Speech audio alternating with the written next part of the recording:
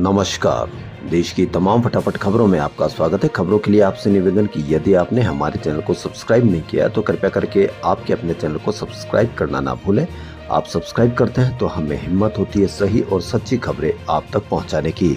तो क्या है आज की सच्ची और सही खबर? राहुल गांधी की मणिपुर यात्रा की। जी हां, कांग्रेस सांसद और लोकसभा में विपक्ष के नेता राहुल गांधी मणिपुर के गवर्नर अनसुईया उइके से मिलने आज इम्फाल स्थित राजभवन पहुंचे। यहां वे राज्य में जारी हिंसा को लेकर चर्चा करेंगे। राहुल आज असम और मणिपुर के दौरे पर है। उन्होंने दोपहर 3 बजे के करीब मणिपुर के चुराचांदपुरा में मंडप तुईबोंग रिलीफ कैंप में मणिपुर हिंसा के पीड़ितों की मुलाकात की। इससे पहले राहुल दोपहर 12 बजे जिरीबाम पहुंचे थे। यहां हायर सेकेंडरी स्कूल में बनाए गए राहत शिविर में मौजूद लोगों से मुलाकात की। इससे पहले सुबह 10 बजे असम के सिलचर पहुंचे। उन्होंने फुलेरताल के थलाई इन यूथ केयर सेंटर में राहत शिविर का दौरा किया। यह इलाका हिंसा प्रभावित मणिपुर से लगा हुआ है। राहुल के मणिपुर आने से पहले 3:30 बजे जिरीबाम के फिटोल गांव में उपद्रवियों ने सुरक्षा बलों के कैस्पर वैन पर फायरिंग भी की थी। भारत का चीन के साथ सीमा विवाद किसी से छिपा नहीं है। एलएसी पर भारत और चीन के सैनिक पिछले कुछ समय में कई बार आमने सामने नजर आए। अब एक सैटेलाइट इमेज से खुलासा हुआ है कि पैंगोंग लेक के दूसरी तरफ चीन निर्माण कार्य कर रहा है। चीन की सेना पूर्वी लद्दाख में पैंगोंग झील के बॉर्डर के पास बड़े पैमाने पर हथियार इकट्ठा कर रही है। यूएस फर्म ब्लैक स्काई ने इसकी सैटेलाइट इमेज जारी की है। ब्लैक स्काई का दावा है कि इन इमेज में चीनी सैनिकों के बंकर दिखाई दे रहे हैं।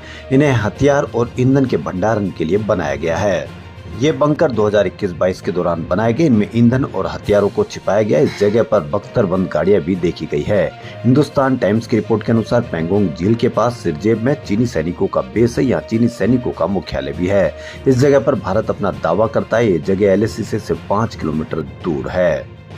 झारखंड में मुख्यमंत्री हेमंत सोरेन ने सरकार ने सोमवार को विधानसभा से विपक्ष के बहिर्गमन के बीच विश्वास मत जीत लिया।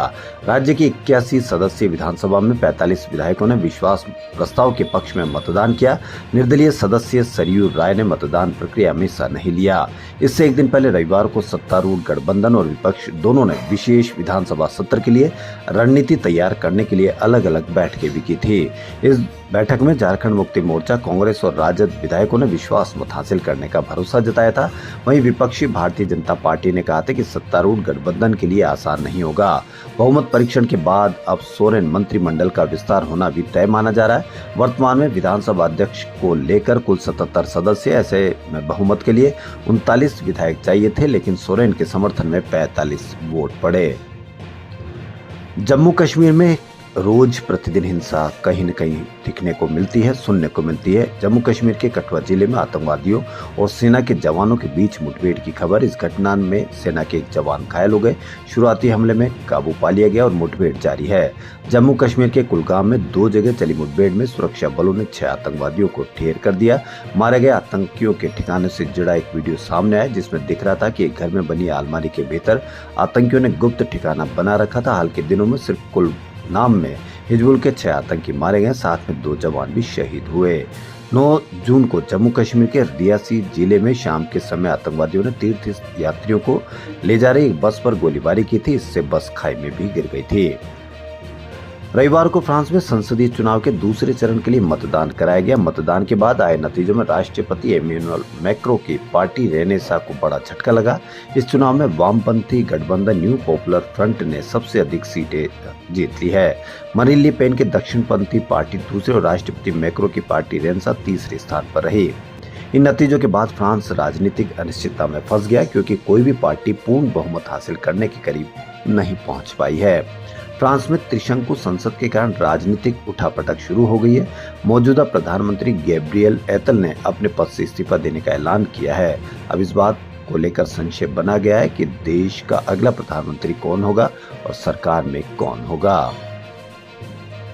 मुंबई के वर्ल्ड हिट रन एंड मामले में एक सीसीटीवी फुटेज भी वायरल हो रहा है। सीसीटीवी फुटेज में मिहिर शाह अपने 4 दोस्तों के साथ मर्सिडीज कार में बैठते हुए नजर आ रहा है। जानकारी के अनुसार मिहिर ने आगे जाकर इस कार को बदल लिया था और हादसा BMW कार से हुआ था।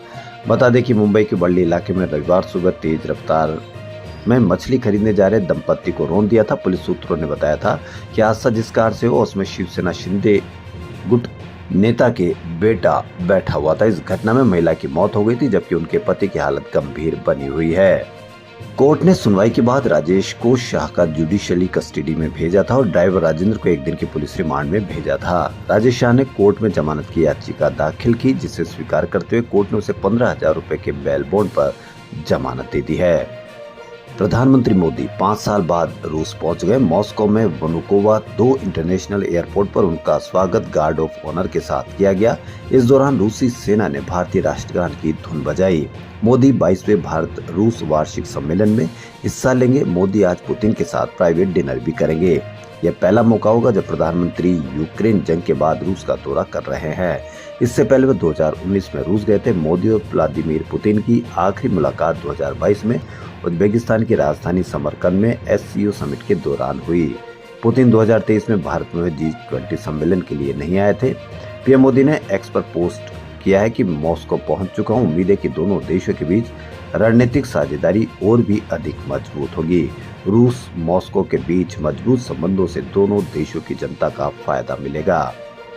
खबरों फिलहाल इतना ही। यदि आपको हमारा चैनल पसंद आए तो लाइक, सब्सक्राइब और शेयर अवश्य करें। धन्यवाद।